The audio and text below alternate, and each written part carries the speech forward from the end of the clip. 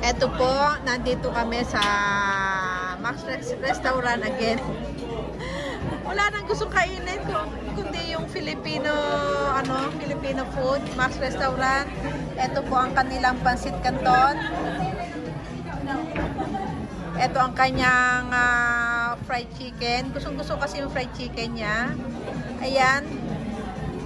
Isang buo siya pero yung kasama ko, tigkakalahati kami. Yan ang gusto ko sa kanya, laging kalahati. Pagkainin ko siya yung kalahati buo. Saka ito yung kanyang fried rice. Garlic fried rice.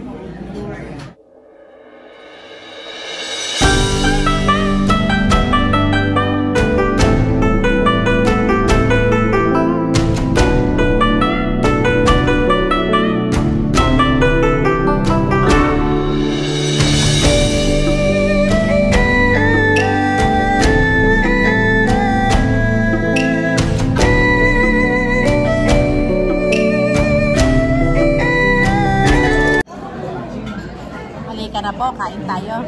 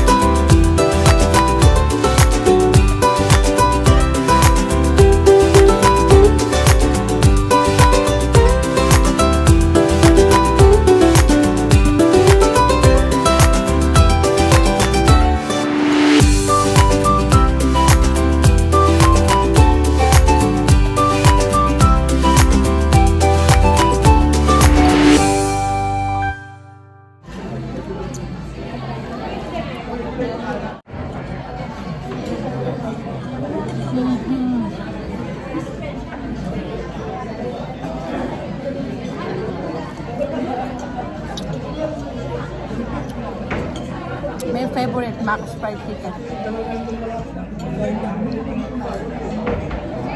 Kahit sa Pilipinas, pag uwi ko, ito na kagad ang unang kinakain ko.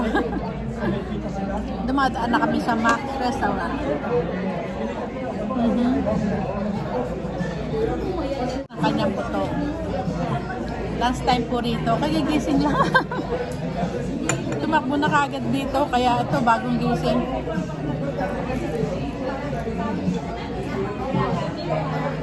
Lalo itong ano niya, itong balat ng balat niya.